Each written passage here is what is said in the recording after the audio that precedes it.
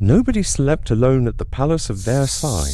Even the Queen shared her bedroom with more than 20 people every night, and this was never considered shameful. But why? When night fell in the magnificent corridors of the Palace of Versailles, a scene unimaginable to modern minds would unfold. In the grand bedrooms adorned with gold leaf, even the Queen did not have the luxury of complete solitude. She was constantly surrounded by at least 20 people, and this was never regarded as a violation of privacy. On the contrary, this was an integral part of the bedroom protocol that formed the heart of France's most sophisticated and complex power system. In the 17th century, the bedroom arrangements of the French court were far more than simple sleeping routines. This system was an arena where royal power, aristocratic hierarchy, and the political dynamics of the court were displayed in their most naked form. Reaching its peak during the reign of King Louis XIV, this protocol was not merely about sleep, but a complex game involving power, status, and access. At court, the bedroom was a completely different concept from today's understanding of privacy. These rooms were not private spaces, but rather public venues where the most important social and political activities took place. The rituals that developed around the king's or queen's bed were the most prestigious and must-watch moments of court life. Every morning, the king's awakening would transform into ceremonies called lever. During this ceremony, members of noble families would enter the room in a specific hierarchical order. First came the princes with the closest blood ties, followed by dukes, counts, and other titled individuals in sequence. Each had a specific duty. One would remove the king's nightclothes, another would bring his daily attire. This protocol was not merely a practical function, but also an indicator of how much access they had to the king's daily life. The queen's bedroom was governed by similar but even more complex rules. According to Marie Antoinette's diaries, the number of people present in the room when the queen woke up in the mornings sometimes exceeded 30. Each of these individuals held a specific social status and would wait months to participate in the queen's dressing ritual. The evening sleeping rituals called coucher ceremonies were even more fascinating. When the king retired to his bedroom, guests were present in the room following the same hierarchical order. The king putting on his night clothes, brushing his teeth, even praying were all observed and recorded activities. During these moments, political matters were discussed, plans for the next day were made, and important decisions were taken.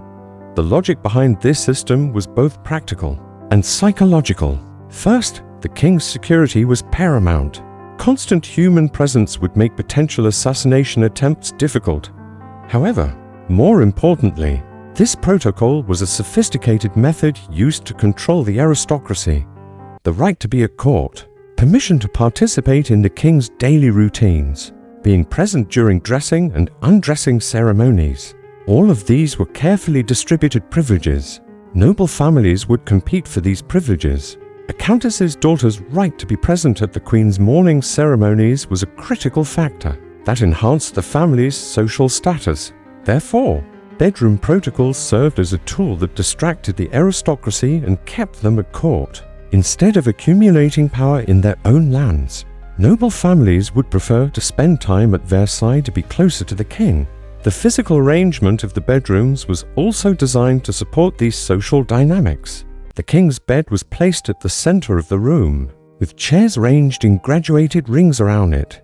The most prestigious positions were occupied by the highest-ranking individuals. This arrangement also visually reinforced the social hierarchy.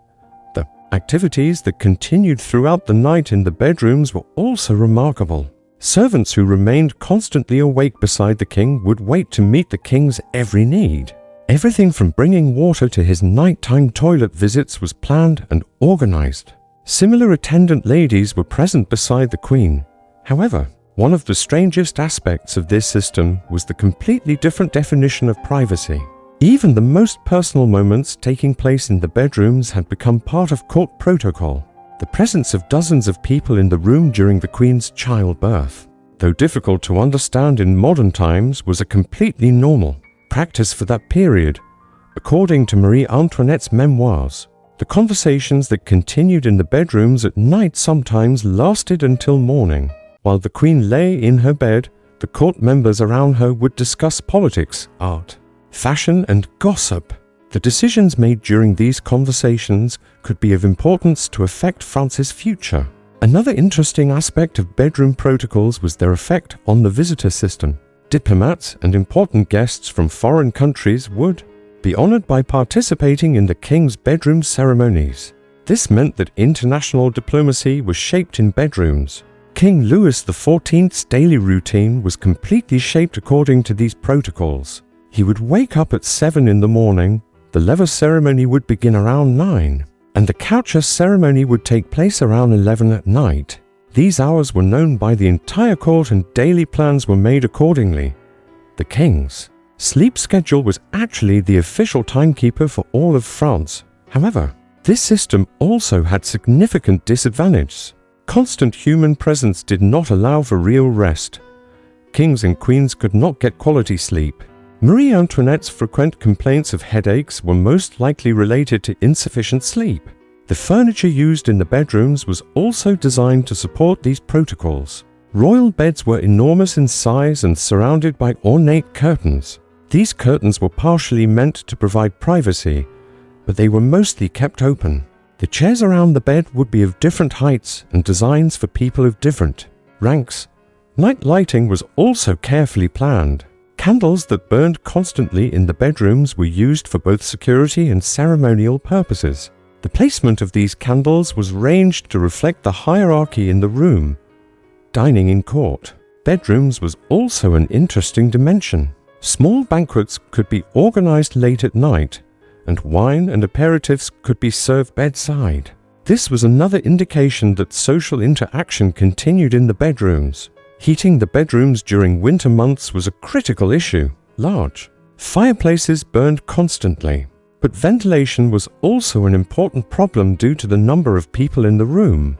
Therefore, a very complex ventilation system had been developed. One of the most dramatic aspects of bedroom protocols emerged during periods of illness. When the king or queen fell ill, doctors, nurses, and clergy would constantly be present.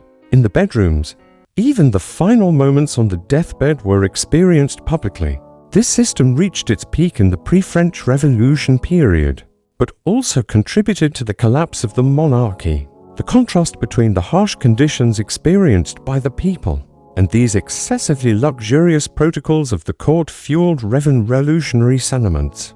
In conclusion, the bedroom arrangements of the French court were not merely about sleep, but a sophisticated system concerning power, control, and social hierarchy. These practices, which seem strange from a modern perspective, offer a critical window into understanding the political and social dynamics of that period in a way unimaginable. Today, the concept of privacy was defined completely differently, and bedrooms functioned as political arenas.